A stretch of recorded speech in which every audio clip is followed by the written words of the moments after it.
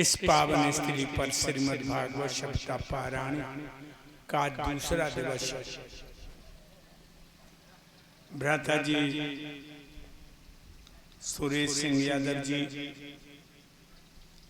और जो परिषद बनी है आदेश कुमारी जी,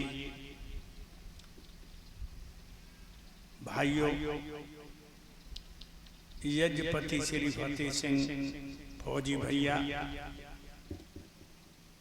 फिर सारा परिवार ही आयोजक रहा।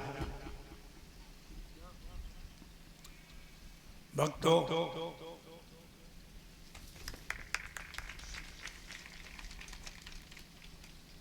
मुझे आज बहुत बड़ी खुशी है। इस गांव को हमने इतने नजदीक से देखा है।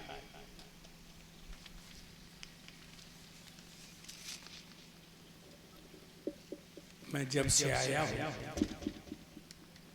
तब से मैंने देखा है कि यहाँ मनुष्य के रूप में देवता है। ये पुण्य आत्माएं हमारे ऊपर कितना घमंड करती, ये हमारा वंश हमें कितना सम्मान देता है। जिस वंश में कन्हैया जैसी शक्तियां पैदा हुई हों, उस वंश में सतयुग नहीं होगा तो कहां होगा। लेकिन भक्तों, एक बात जरूर बता दें हम,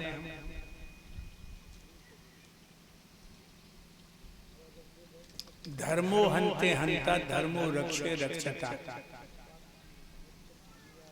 धर्म की रक्षा तुम करोगे तो धर्म तुम्हारी रक्षा करेगा, और धर्म को तुम छोड़ दोगे तो धर्म ही तुम्हारा नाश कर देगा। ध्यान रखिए लोगों। अभी आप लोग महाभारत की कथा हमारे प्यारे शिष्य के मुंह से सुन रहे थे।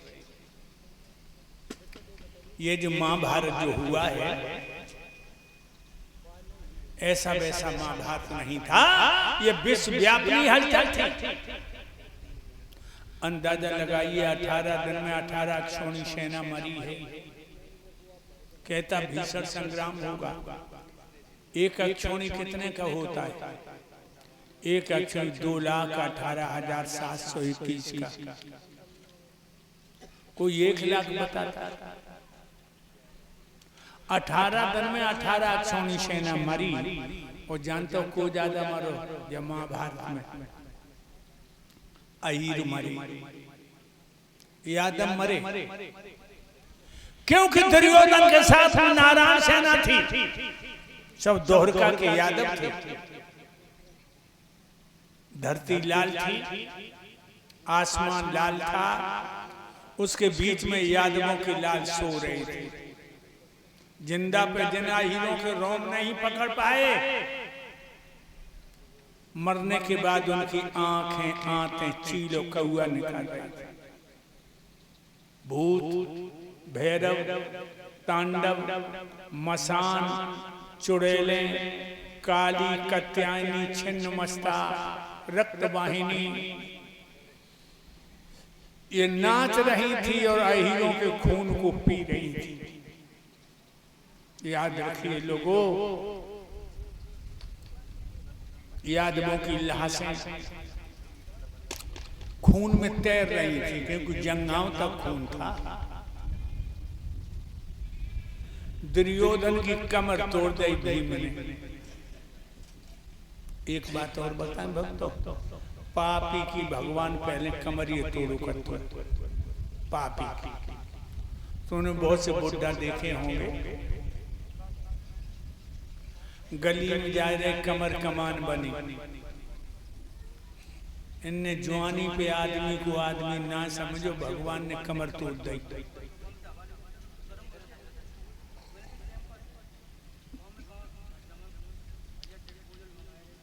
मेरे भाइयों, पेट के बल पड़ा है।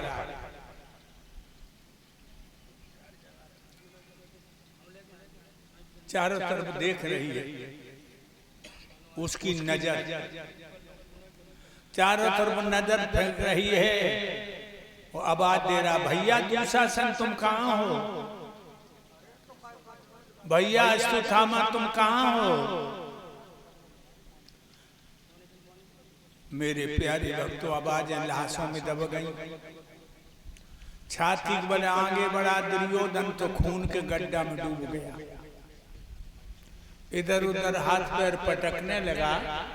उसके हाथ में एक लाश पड़ गई और लाश पकड़ के खून के गड्ढा के पार भागा।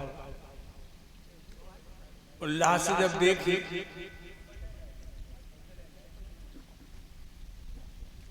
किसी और की नहीं थी, दुर्योधन के बेटा लक्ष्मण की थी, जो अभिमन्यु ने मार दिया। बेटा की लाश देख के मुंह पे मुंह धर के फपक फपक के रोने लगा कि बेटा लक्ष्मण जब बाप मर जाता है तो पुत्र पिंड दान जलदान करके बाप को पार लगाता है। बाप जिंदा, तू मर गया और तूने हमें खून के गड्ढा से पार कर दिया। लक्ष्मण तू हमसे उद्धार हो गया तो नो चील कौआ टूट पड़े बकी आंखें फोड़ बेकू। आगे तबाने गीध हटाए, पीछे थे सियार ने मांस की बकोटी भरी। कौन की बात कर रहे? ओ दुर्योधन की, जो अपने घर से चलता था तो पखेरु छाया कर लेते थे। एक बात बताएं लोगों, जब तुम बुरा कर्म करोगे बहुत आनंद आएगा। जब तुम बुरा कर्म करोगे बहुत आनंद आएगा, लेकिन परिणाम भयंकर देखेगा। परिणाम भयंकर देखेगा। बुरा कर्म है खून की तरह।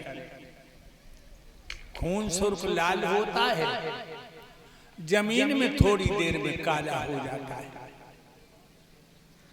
इसी तरह जब तुम बुरा कर्म करोगे बहुत आनंद आएगा, लेकिन परिणाम भयंकर है। बुरा कर्म होता है बबूल की बीज की तरह। बबूल का बीज कभी लेकर उंगलियों में करना बहुत मुलायम रेशम से, लेकिन जमीन से निकलते तो कांटे। दुर्योधन आज अपने बदन को बचाने में लगा है। जो घर से निकलता था तो पखेरु छाया कर लेते थे। लोगों, कुंती बड़ी खुश है कि हमारे 5 बेटों ने पापी दुर्योधन को नाश कर दो। बड़ी खुश है। और दुर्योधन की मैया गंधारण, पिता धृतराष्ट्र एक कमरा में बैठे 100 के 100 मर गए। गंधारण घुटनों में मुंह छुपाए के सिसक सिसक के रो रही है। तो लोग कानों में पच्चाप सुनाई गई, मानो मोर कमरा की तरफ कोई आएगा। तो गंधारण बोली, कौन है मेरे कमरे की तरफ, कौन आ रहा है? आवाज आई, भाभी मैं हूं तुम्हारा देवर विदुर। आओ देवर, बैठ गया। चाचा विदुर बैठ गए।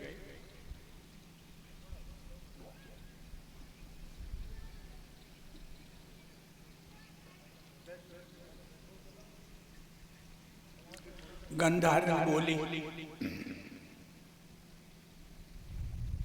देवर एक बात बताओ, हमारे 100 बेटन में तो सब मरिया, कोई जिंदा हुआ? सोई चाचा विदुर रोने लगे, कहने लगे, भाभी 99 की लाशें बदबू दे करके समाप्त हो गई। तुम्हारा ज्येष्ठ पुत्र दुर्योधन जिंदा है, उसकी कमर भीम ने तोड़ दी, तो वो पशुओं से बदन को बचावे में लगो। गंधार ने फिर घुटनों मुंह दे करके फपक फपक के रोने लगी और कहने लगी, देवर विदुर, पहले दिन युद्ध का शुभारंभ हुआ। 5 पांडवों ने कुंती के पैर छुए कि मैया मुझे आशीर्वाद दे। कुंती ने कह दिया, विजयी बान भग जाओ, तुम 5 की विजय हो। दुर्योधन सज धज के आया, मेरे पैर छू के बोला कि माँ मुझे आशीर्वाद दो कि हम लड़ाई जीत के आए। तो माम ने कही, तू बाहर के दुश्मन से लड़बे को जातो, आशीर्वाद देती, तू तो अपने भैया मारबे को जा रहा हो। देवर विदुर मेरा बेटा बिना आशीर्वाद के चला गया। तब तो मुकाबला था कुंती के पूतों से, अब मेरे बेटे का मुकाबला है यम के दूतों से। मरने से पहले लला को माथो चूम ले, लला मेरो मर तो जाए। चाचा विदुर बोले चलो, उंगलियां पकड़ ले, वहां पहुंचे जहां दुर्योधन शरीर बचावे में लगो है जानवरन से। चाचा विदुर ने जानवर भगा दिए।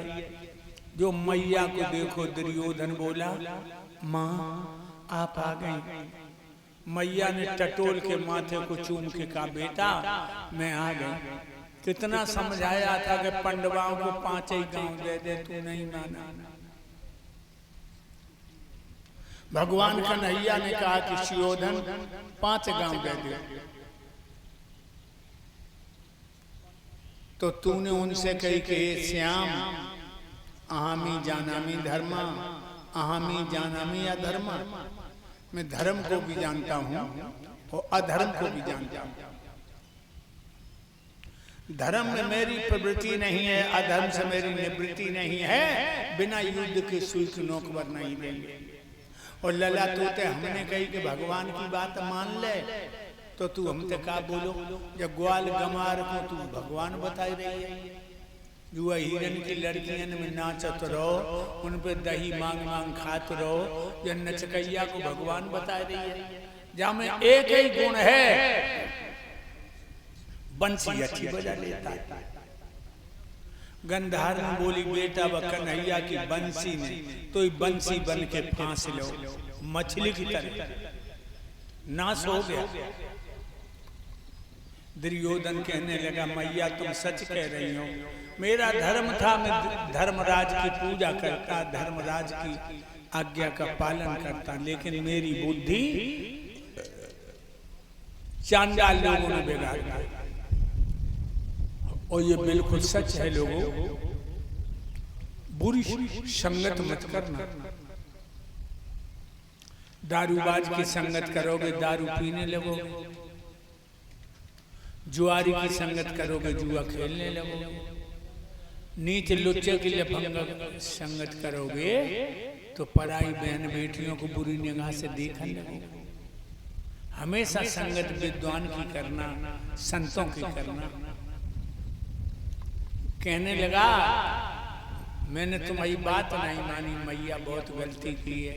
तो गंधारे चौंक पड़ी, क्योंकि अब माने अच्छी बात कही। एक बात और बता, पागल पे गुदना गुदबाओ तो उल्टो सूदो गूंदे गो, और ऊंट पेड़ ते पहुंचियो तो पत्ते पत्ता सूते गो।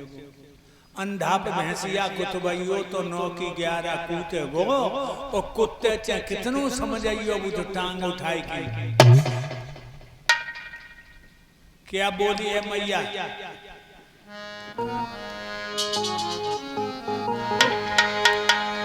आए तो याद धर्म की अंत समय पर आई, और यही याद पहले जो आ जाती होती नहीं लड़ाई। यही याद पहले जो आ जाती होती नहीं लड़ाई। यही याद पहले जो आ जाती होती नहीं लड़ाई। आज आई तो याद धर्म की,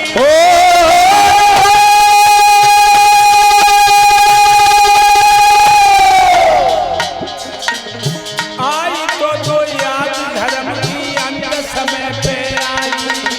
यही याद पहले जो आ जाती होती नहीं लड़ाई। यही याद पहले जो आ जाती होती नहीं लड़ाई। कह रही है मैया, बाद में धर्म को भूल गओ, जब लक्षा के बनवायो। कुंती और पांडवन को तुम न्योता देख बुलवायो। कुंती और पांडवन को तुम न्योता देख बुलवायो। कुंती और पांडवन को तुम न्योता देख बुलवायो। फूंक दिए महला बने, बाद में जश्न मनायो। और कर्णनी जने दुर्योधन को बात नहीं समझायो। हे कर्ण नीच ने दुर्योधन तोय बात नहीं समझायो। हे कर्ण नीच ने दुर्योधन तोय बात नहीं समझायो। बात कृपा भाई विदुर की बचले पांचों भाई। यही याद पहले जो आ जाती होती नहीं लड़ाई। हे यही याद पहले जो आ जाती होती नहीं लड़ाई। तूने आतिशबाजी के मसाले को मकान बनवा, पंडवन को कुंती के संग लेटाए के अंगारा फेंकवाए दो। वो तो विदुर की कृपा ना हो तो हड्डियां नहीं मिले। आप तू धर्म की बात कर रहे हो। और कहने लगी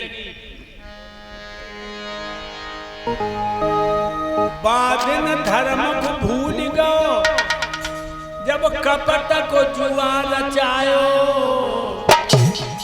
और छल के फांसे फेंक पंड बन बन बन में भटकायो। हे छल के फांसे फेंक पंड बन बन में भटकायो। हे छल के फांसे फेंक पंड बन बन में भटकायो। नारी द्रौपदी को दुशासन भरी सभा में लायो। पूरे दुर्योधन नीच बात ना धर्म याद नहीं आयो। अरे ए दुर्योधन नीच बात ना धर्म याद नहीं आयो। अरे ओ दुर्योधन नीच बात ना धर्म याद नहीं आयो। कह रही है बेटा महीना में औरत के 3-4 दिन इतने गलत होते हैं। छूना तो बहुत दूर है। औरत की छाया से बचे जब मासिक धर्म से होती है। द्रौपदी मासिक धर्म से थी।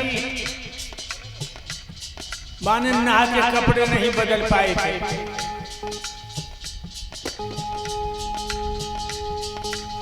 और तूने कहा जाओ औरत को नंगी करके मेरी जांग पर बिठा दो।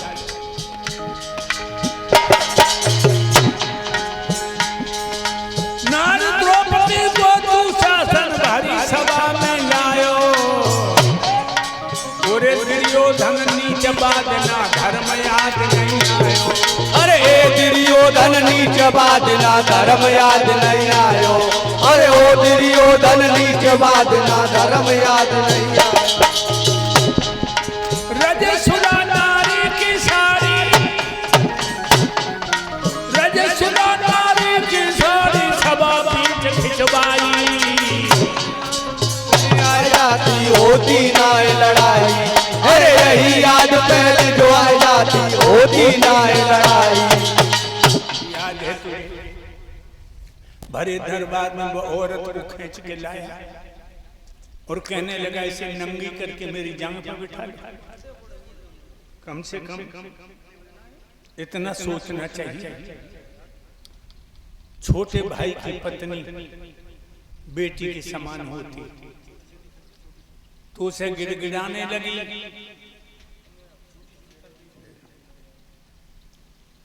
कहने लगी तुम मेरे जेठ हो। यहाँ भीष्म जैसे हमारे ससुर बैठे हैं। और कहने लगी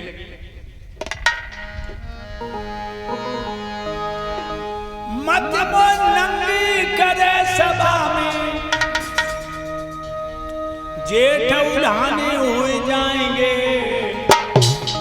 चांडाल चौकड़ी के अंदर सब लोग वीराने हो जाएंगे। चांडाल चौकड़ी के भीतर सब लोग वीराने हो जाएंगे। चांडाल चौकड़ी के भीतर सब लोग वीराने हो जाएंगे।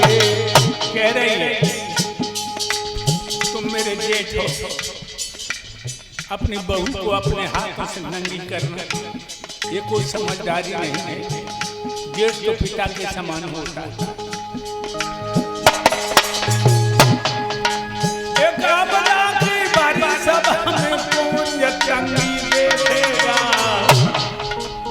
बाबा भीष्म सभा के अंदर बहू को नंगी देखेगा। हे बाबा भीष्म सभा के अंदर बहू को नंगी देखेगा। बाबा भीष्म सम सभा के अंदर बहू को नंगी देखेगा। ये द्रोणाचार्य ब्राह्मण है,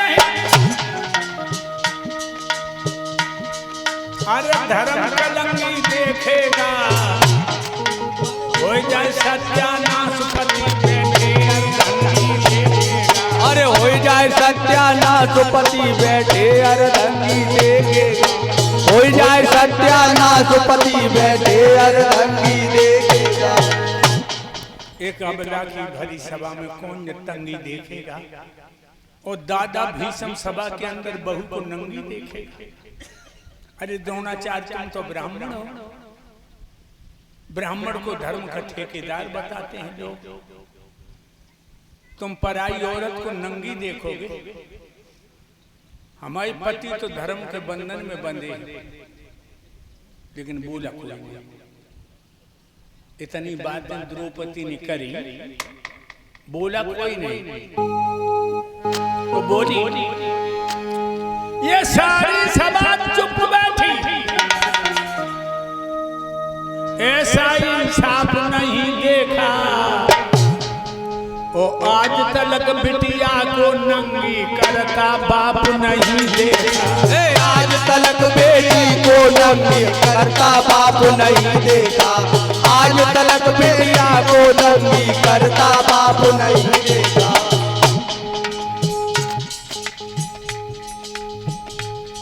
किसी बाप ने अपनी जवान बेटी को अपने हाथों से नंगा नहीं किया। भीमसेन से गदा धारी हमने चुपचाप नहीं देखा। नकुल और सहदेव जिन्होंने अपने आप नहीं देखा। नकुल और सहदेव जिन्होंने अपने आप नहीं देखा। नकुल और सहदेव जिन्होंने अपने आप नहीं देखा। सारी सभा चुप बैठी, ऐसा इंसाफ नहीं देखा। वो आज तलक बिटिया को नंगी करता बाप। ब्राह्मण हो तुम द्रोणाचार्य, मेरे पति इस समय धर्म के बंधन में बंधे हैं। सोई कर्ण खड़ा हो गया। कर्ण बोला, बोलती चली जाती है, कोई तू सती सावित्री है क्या? बदमाश और रंडी है, 5-5 को रहती है तू। ये कर्ण बोल गया।